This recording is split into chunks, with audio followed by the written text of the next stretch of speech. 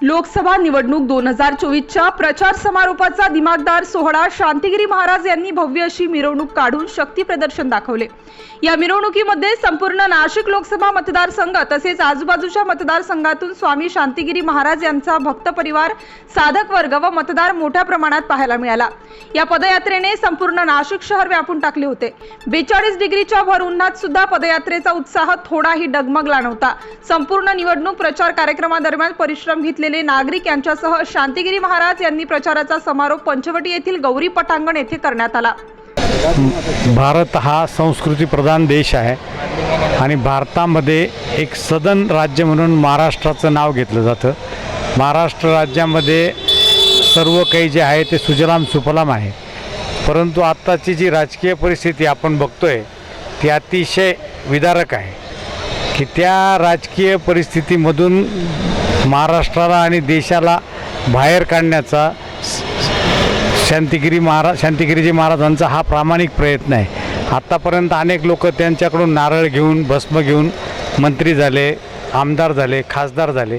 यावेळी परिवाराने त्यांना आग्रह केला की महाराष्ट्राची जी स्थिती आता या लोकांनी केलेली आहे, या स्थितीमधून जर महाराष्ट्राला बाहेर काढायचं असेल तर तुमच्या संतांनी पुढाकार घेतल्याशिवाय महाराष्ट्र हा याच्यामधून बाहेर। एकाला आमदार होता नाही आलं, दुसऱ्याला खासदार होऊन काही करता नाही आलं, त्यामुळे नाशिकला पर्याय म्हणजे फक्त आता शांतिगिरी बाबाच आहे, दुसरं कोणी नाही।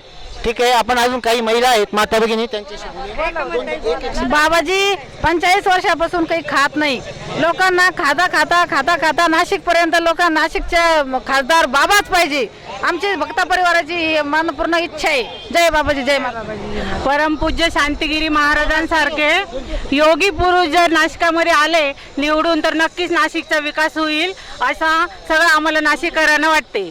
जय बाबाजी, जय महात्माजी। नाशिकमध्ये कुठल्याही पदावर नसताना सुद्धा स्वामी शांतिगिरी महाराजांनी गोदावरी स्वच्छतेचं काम केलेलं आहे।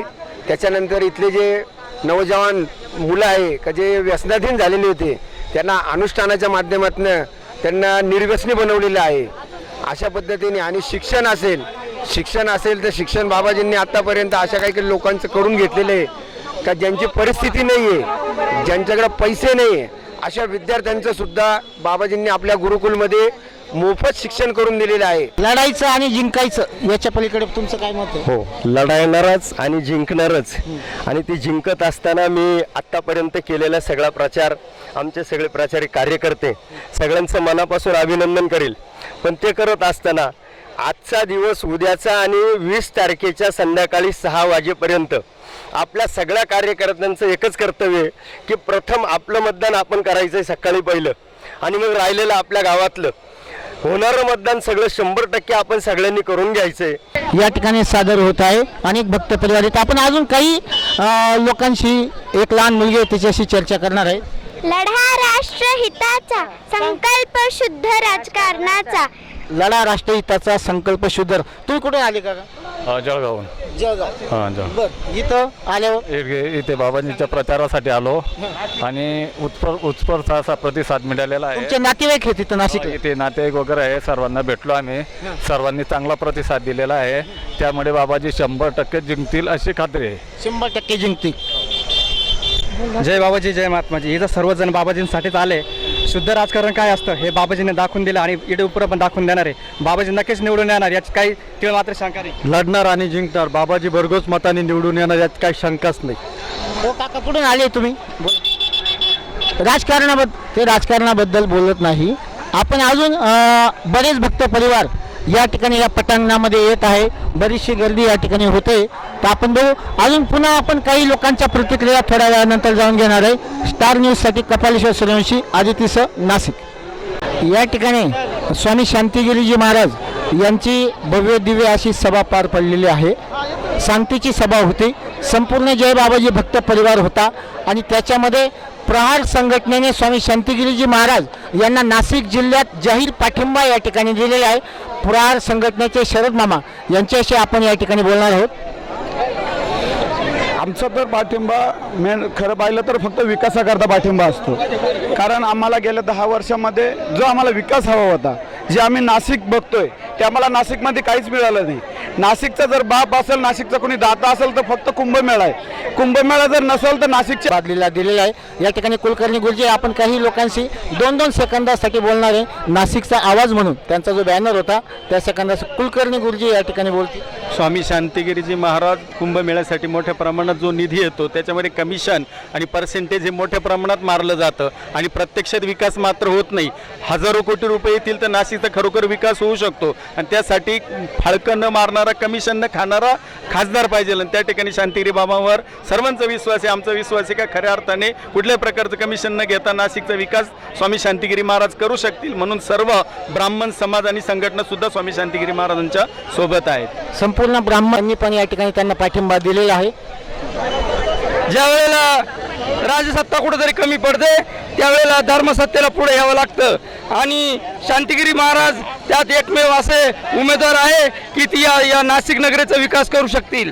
ज्या वेळेला इथं अनेक तरुण शिक्षण घेतात आणि त्यांना पुन्हा मुंबई, बँगलोर सारख्या शहरामध्ये नोकरी करण्यासाठी जावं लागतं आणि त्यासाठी इथं IT पार्क आणायचं आहे आणि याच्या अगोदर अनेक खासदार होऊन गेले परंतु त्यांना काही करता आलं नाही आणि म्हणूनच आम्ही या शांतिगिरी महाराजांना या ठिकाणी उमेदवार म्हणून जी भूमी आहे तर महाराष्ट्राच्या राजगादीवर राज्य करण्याचा अधिकार पण एका साधू संतालाच असायला हवा आणि तो अधिकार मिळवण्यासाठी स्वामी शांतिगिरीजी महाराज सक्षम आहेत.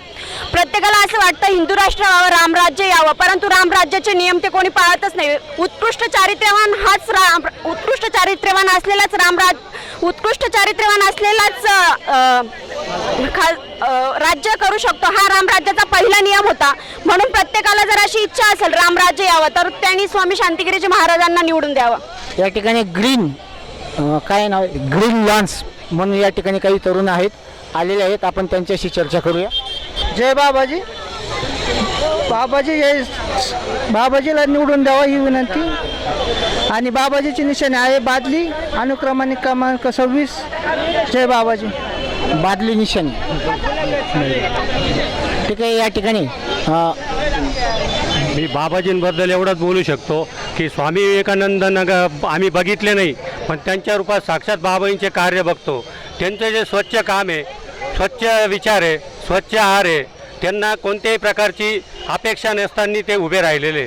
तेव्हा सर्वांनी त्यांचा विचार करावा आणि आपल्याला बहुमल मताने विजय करावा. त्यांचे विचार खूप स्वच्छ आहे. जय बाबा. साधू संत होते घरात तोच दिवाळी दसरा. त्याचप्रमाणे शांतिगिरी महाराज हे स्वच्छ आणि निर्मळ व्यक्तिमत्व आहे.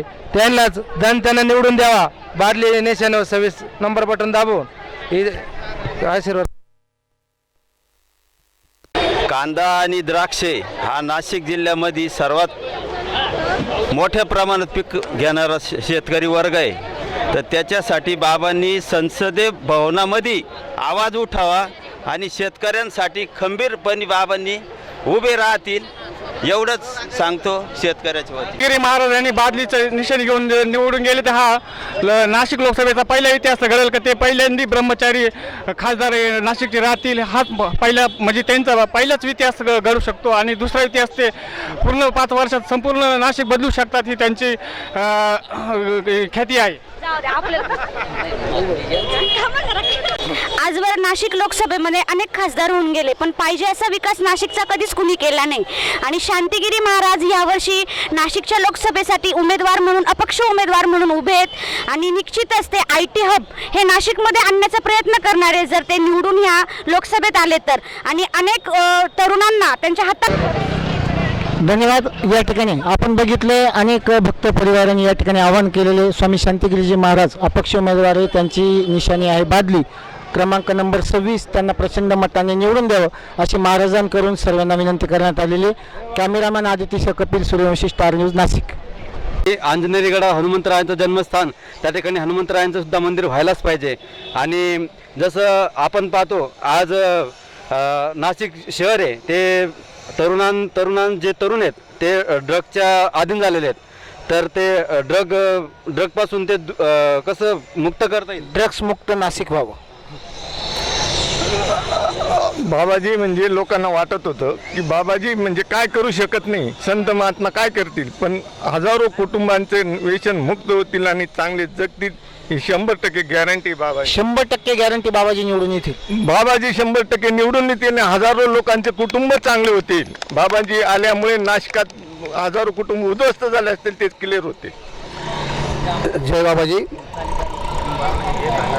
ही नाशिक ही संतभूमी आहे आणि सर्व संत जनांना असे संत पाहिजे की जे निस्वार्थ काम करू शकतील, जगाचं कल्याण करू शकतील, सरकारी निधीचा पूर्णपणे वापर करू शकतील असे संत लोकांना, नाशिकच्या मतदारांना, संतांना सगळे हवे.